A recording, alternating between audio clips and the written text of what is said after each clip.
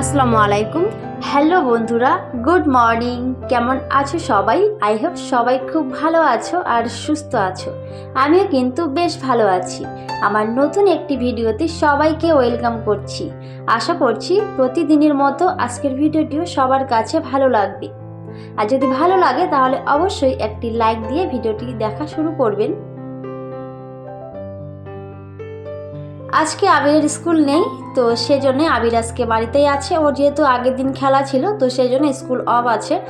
তো যাই হোক, আজকে কিন্তু সকালের ওই ঝামেলাটা নেই যে ওকে ওর টিফিন রেডি করতে হবে বা অন্য কিছু। তো সেই জন্যে আজকে ভাবলাম যে আজকে আমার কাজগুলো আমি সুন্দর করে কমপ্লিট করে নিই। তো আজকে ভাবলাম যে আমার বিছানার চাদর, তারপরে এই যে ব্ল্যাঙ্কেটের কভার, তো পিলো কভার সব কিছু আজকে সুন্দর করে ক্লিন করে নেব। আর সত্যি আজকে কিন্তু অনেক সুন্দর রোদ উঠেছে, তো সেই জন্যই ভাবলাম যে আজকে একটা অনেক ভালো দিন, তো সব কিছু কিন্তু ক্লিন করে নেব। তো এই যে সব কিছু কিন্তু আমি এখন উঠিয়ে নিচ্ছি। আর কি বলো তো বন্ধুরা, এই শীতকালে যদি রোদ ওঠে সত্যি অনেক বেশি ভালো লাগে। সত্যি অনেক কিছুই কাজ কমপ্লিট হয়ে যায়, কারণ রোদ দিলে কিন্তু সত্যি অনেক কিছুই কাজ কমপ্লিট হয় আর বেশ ভালো লাগে, সব কিছু শুকিয়ে থাকে। আর যেহেতু এখন শীতকাল, ঘরে জিনিসগুলো কিন্তু একেবারেই ভালো লাগে না, গন্ধ হয়ে যায়। আর শীতকালে রোদ উঠলে কিন্তু বেশ ভালো লাগে, কাজ করতেও মনটা চায়। আর যদি বেশি শীত থাকে তাহলে কিন্তু কাজগুলো করতে একেবারে ইচ্ছে করে না। তো কার কেমন হয় আমি জানি না, আমার তো মোটেই কাজ করতে ইচ্ছে করে না, শুধু মনে হয় যেন শুয়ে থাকি বা বসে থাকি ঢাকা নিয়ে, তো এরকমই মনে হয়। তো যাই হোক, আজকে অনেক সুন্দর রোদ দিয়েছে, তো সেই জন্য কিন্তু আমি কাজগুলো একটার পর একটা সুন্দর করে গুছিয়ে নেব। আর সত্যি কাজগুলো যদি একটার পর একটা সুন্দর করে গুছিয়ে করা হয় তাহলে কিন্তু বেশ ভালো লাগে, খুব তাড়াতাড়ি কিন্তু অল্প সময়ের মধ্যেই কাজগুলো কমপ্লিট হয়ে যায়। তো আমি অবশ্যই এভাবেই কাজ করার চেষ্টা করি। তো যাই হোক, এই যে আমি কিন্তু আমার কুলগুলো, তো ওগুলো কিন্তু হালকা করে শুকিয়ে নিচ্ছি। তো আজকে ভাবলাম যে আজকে যেহেতু অনেক সুন্দর রোদ উঠেছে, তো সেই জন্য কিন্তু কুলগুলো শুকাতে দিলাম। আর এই কুলগুলো কিন্তু আমি আচার বানিয়ে নেব, আর হয়তো 2 দিন শুকাবো, তারপরে হচ্ছে ওটার আচার বানিয়ে নেব। তো এই যে কাপড়গুলো, এগুলো কিন্তু আগের দিনের ধুয়ে রেখেছিলাম, কিন্তু ভালো করে শুকায়নি, কারণ যেহেতু রোদটা খুবই ভালো ছিল না আগের দিন। তো সেই জন্য ভাবলাম যে আজকে এগুলো আগে বের করে দিই, তো এগুলো ততক্ষণে শুকিয়ে নিক। আর আমি কিন্তু অলরেডি ওইদিকে কাপড়গুলো ভিজিয়ে রেখেছি, আমার বিছানা চাদর, পিলো কভার সব কিছু কিন্তু ওইদিকে ভিজিয়ে রেখেছি, কারণ ওগুলোও কিন্তু কেচে দেবো।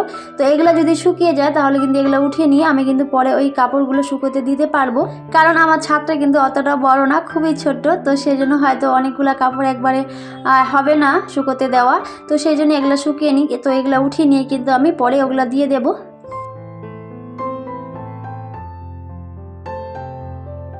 তো যাই হোক, ওদিকে কিন্তু আমি কাপড়গুলো শুকোতে দিয়ে দিয়েছি, আর তারপরে এই যে রুমে চলে এসেছি। আর সত্যি রুমটা যদি এভাবে এলোমেলো থাকে সেটা কিন্তু দেখতে মোটেই ভালো লাগে না। তো সেই জন্য ভাবলাম যে এখানে একটা নতুন চাদর আজকে দিয়ে দিই। তো এই যে আমার চাদরটা কিন্তু এদিকে দিয়ে দিচ্ছি। আর আমার ঘরে কিন্তু রং করা হয়নি, তো সেজন্যই ঘরটা একেবারে ভালো লাগে না। ঘরে যদি রং করা থাকে তাহলে কিন্তু বেশ ভালো লাগে দেখতে। আর সেজন্য কিন্তু একটু যদি বিছানা চাদরটা উজ্জ্বল কালারের না হয় তাহলে কিন্তু সত্যি একেবারেই ভালো লাগে না। আর ঘরে রং করা থাকলে যে কোনো চাদর যদি দেওয়া হয় তাও কিন্তু বেশ ভালো লাগে।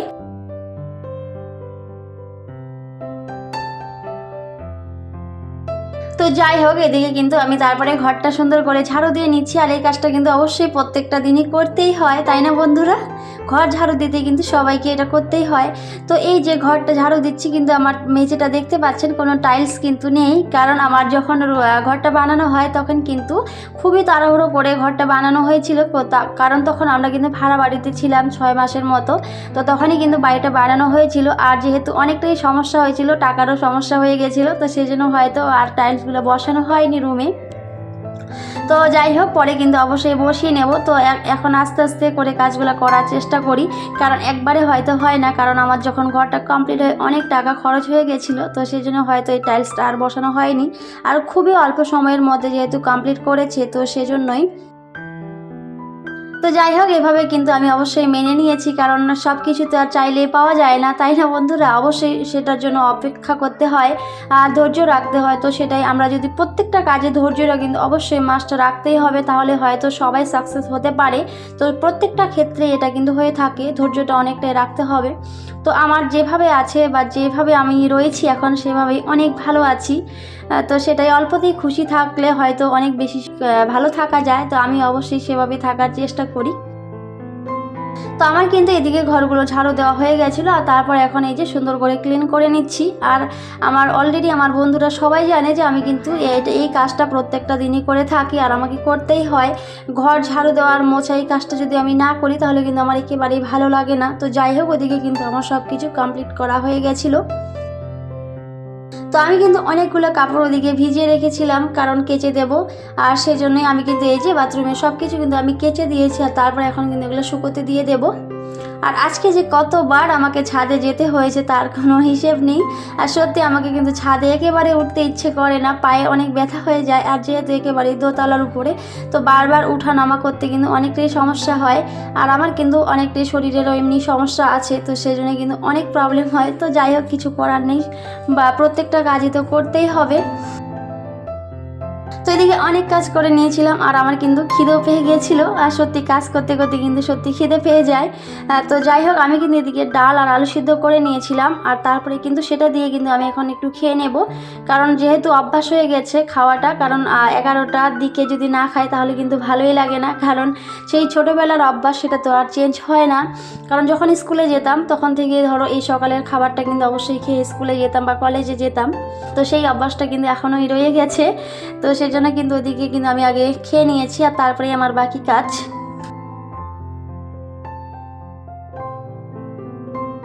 তো যাই হোক, খাওয়া দাওয়া করে তারপরে কিন্তু অনেক কাজ করেছি, সেগুলো হয়তো আর শেয়ার করা হয়নি। তো এটা কিন্তু একেবারে বিকেলের দিকে আমি কিন্তু সব কিছু গুছিয়ে নিচ্ছি। আর আমার যে ব্ল্যাঙ্কেটটা বের করা ছিল, তো আবিরের বাবা বলেছে যে ওটা দিয়ে হয় না, ওটা দিয়ে নাকি ঠান্ডা লাগে বেশি, কারণ এখন যেহেতু অনেকটাই শীত পড়ে গেছে। তো সেই জন্যই ভাবলাম যে আজকে লেপটা বের করে নেব। আর লেপটাও কিন্তু আমি রোদ্রে দিয়েছিলাম, তো সেটা হয়তো শেয়ার করা হয়নি। তো যাই হোক, এখন কিন্তু আমি লেপের এই কভারটা ভরে নেব। আর শীতকাল মানে লেপ কিন্তু বের করতেই হবে। এদিকে যতই ঢাকা নিয়ে আর যাইনি না কেন, লেপটা যদি নেওয়া হয় তাহলে কিন্তু বেশ ভালো লাগে। কারণ লেপের যে গরম, যে তুলার যে গরমটা, সেটা কিন্তু অন্য যে ব্ল্যাঙ্কেটগুলো আছে সেটার থেকে অনেক বেশি। তো যাই হোক, আজকে কিন্তু আমি ফাইনালি লেপটা বের করেই নিলাম। আর আমার হাজব্যান্ড তো অনেক খুশি হয়ে যাবে, কারণ ও বলেছিল যে আমাকে লেপ বের করে দিবে। আমার ব্ল্যাঙ্কেট দিয়ে হয় না, ওটাতে অনেকটাই ঠান্ডা লাগে। তো যাই হোক, আমি কিন্তু সব কিছু ওদিকে সুন্দর করে গুছিয়ে নিয়েছি।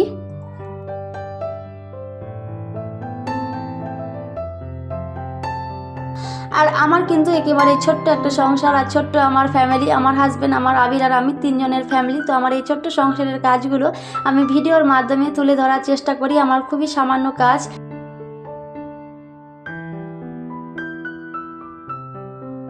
তো আমার এই ভিডিওগুলি যদি আপনাদের কাছে ভালো লেগে থাকে, আমি কিন্তু খুবই সাধারণ একজন গৃহবধূ। তো আমার এই ভিডিওগুলি যদি আপনাদের কাছে ভালো লেগে থাকে, তাহলে অবশ্যই আমার এই ছোট্ট চ্যানেলটিকে সাবস্ক্রাইব করে আমার পাশেই থেকে যেতে পারেন। আমাকে ছোট্ট বোন হিসেবে ভালোবাসা দিতে পারেন, কারণ আমাকে সাপোর্ট করবেন, আমার পাশে থাকবেন।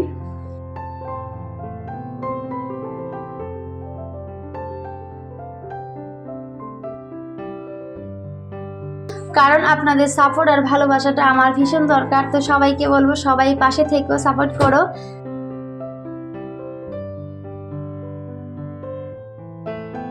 তো যাই হোক, এদিকে কিন্তু আমি আমার কতগুলো কাপড় বের করেছিলাম, কারণ আবিরের স্কুলে যেহেতু গেছিলাম, তো সেদিন শাড়ি পরে গেছিলাম। তো এই যে আমি কিন্তু তারপরে এখন শাড়িটা সুন্দর করে গুছিয়ে নিচ্ছি।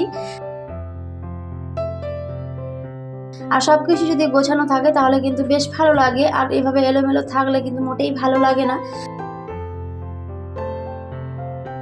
তো যাই হোক, আমি কিন্তু এদিকে সব কিছু সুন্দর করে গুছিয়ে নিচ্ছি। আর সত্যি ঘরটা যখন সুন্দর করে সব কিছু গুছানো থাকে, পরিপাটি থাকে, তখন কিন্তু দেখতে বেশ ভালো লাগে। আর আমরা হয়তো সবাই নিজের সংসারটাকে অনেক বেশি ভালোবাসি, আর ভালোবেসে সংসারের সমস্ত কাজ সুন্দরভাবে গুছিয়ে করি, তাই না বন্ধুরা? তো যাই হোক, ওইদিকে কিন্তু সবগুলো কাজ আমি কমপ্লিট করে নিয়েছি। আর তারপরে এটা হচ্ছে একেবারেই সন্ধ্যার দিকে। তো আমার হাজব্যান্ড পেঁয়াজ, লঙ্কা, তারপরে আদা, রসুন সব কিছু নিয়ে এসেছে।